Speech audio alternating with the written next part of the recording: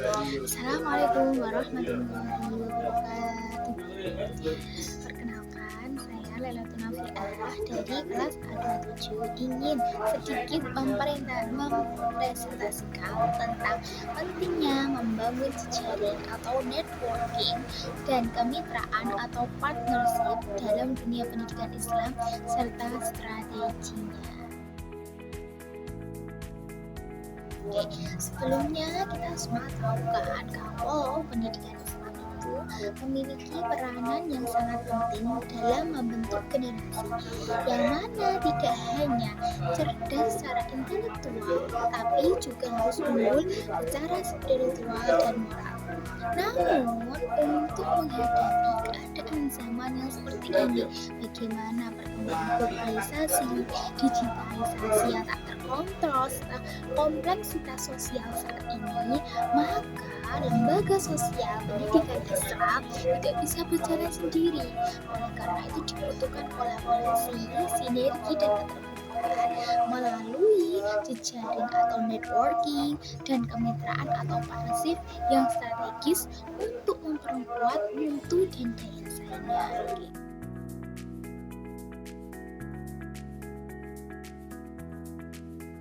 Selanjutnya, kita membahas tentang pentingnya membangun jejaring dan kemitraan dalam pendidikan Islam.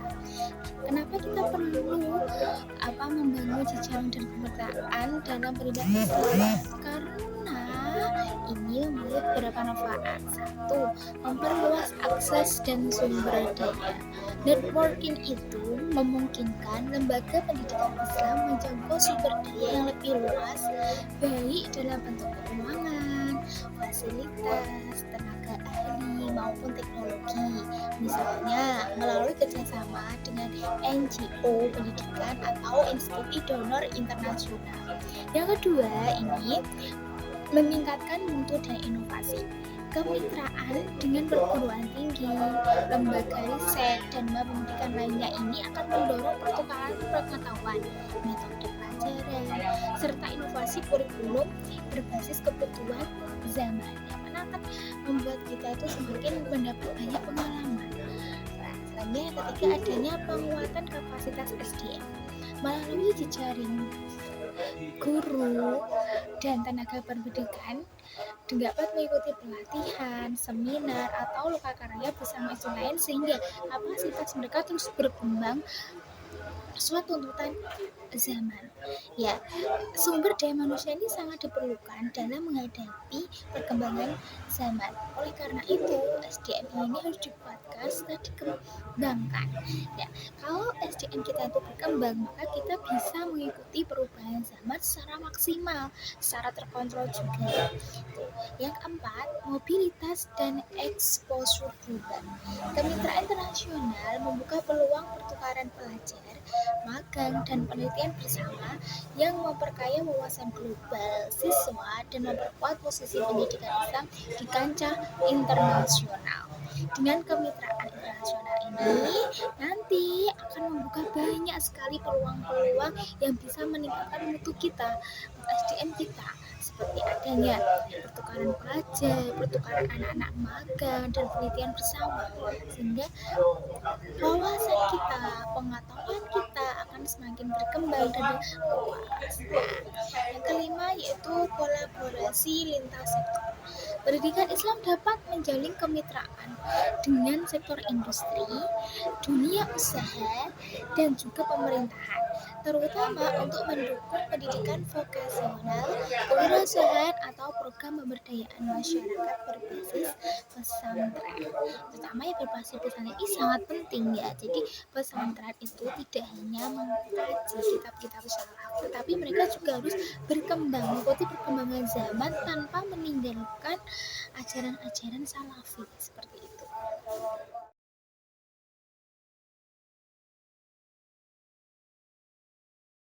Selanjutnya kita akan membahas tentang strategi membangun jejaring dan kemitraan dalam pendidikan Islam. Agar kita bisa membangun jejaring dan kemitraan dalam pendidikan itu berjalan dengan baik, oleh karena itu kita harus menggunakan strategi yang baik juga. Pertama, strateginya yaitu adanya pemetaan potensi lembaga pendidikan Islam perlu memetakan kekuatan internal dan kebutuhan eksternal mereka agar dapat menemukan bentuk kerjasama yang paling tepat dan saling menguntungkan. Jadi, sebelum melakukan kerjasama, kita harus memetakan potensi dan kebutuhan seseorang sesuai dengan porsinya. Baru kita bisa melakukan bentuk kerjasama apa yang sekiranya itu tepat. Yang kedua yaitu menjalin komunikasi dan kepercayaan. Hubungan yang kuat dibangun atas dasar komunikasi yang terbuka. Jadi tidak ada yang tertutup, kita harus transparan. Transparasi dan saling percaya. Kalau kita mau menjalin kerjasama dengan orang tanpa ada yang saling percaya tidak akan bisa. Lembaga harus aktif menghadiri forum pendidikan, seminar dan konferensi yang memungkinkan terbentuknya relasi baru. Jadi ketika kita sudah menjalin komunikasi dan kepercayaan, maka akan timbul yang namanya itu konferensi, ya, konferensi yang mana arahnya akan terbentuknya sebuah relasi yang baru. Yang ketiga yaitu memanfaatkan teknologi digital. Nah, teknologi digital sekarang kan sangat beragam ya. Oleh karena itu kan kita juga harus memanfaatkannya agar kita tidak ketinggalan zaman, karena digitalisasi ini berkembang dengan sangat pesat. Oleh karena itu harus dimanfaatkan menggunakan platform digital dengan sebaik mungkin. Penggunaan platform digital seperti media sosial, webinar, aplikasi kolaboratif ini dapat menjadi sarana efektif dalam memperluas jejaring dengan institusi lain, baik nasional ataupun internasional. Yang keempat yaitu membangun reputasi dan portofolio, menunjukkan rekam jejak program unggulan. Jadi setiap kita ingin melakukan sebuah kolaborasi, kita harus mempunyai rekam jejak program unggulan kita. Kita tuh mau melakukan program apa saja. Terus ada juga inovasi pembelajaran atau kontribusi terhadap masyarakat yang akan membuat lembaga lebih dipercaya sebagai mitra yang kredibel.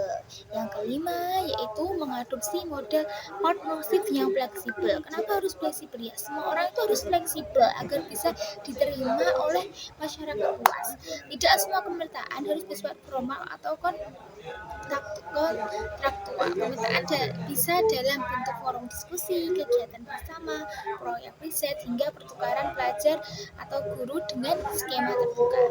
Terus yang terakhir yaitu mengutamakan nilai-nilai Islam dalam kolaborasi. Karena kita basicnya ini pendidikan Islam, maka kita harus menerapkan nilai-nilai Islam dalam berkolaborasi. Kolaborasi ini harus tetap berlandaskan pada nilai-nilai Islam seperti ukhuwah, ya, amanah, terus kemaslahatan, seperti itu. Sekian dari kami. Apabila ada kesalahan, kami mohon maaf yang sebesar-besarnya. Semoga bisa bermanfaat bagi kita semuanya.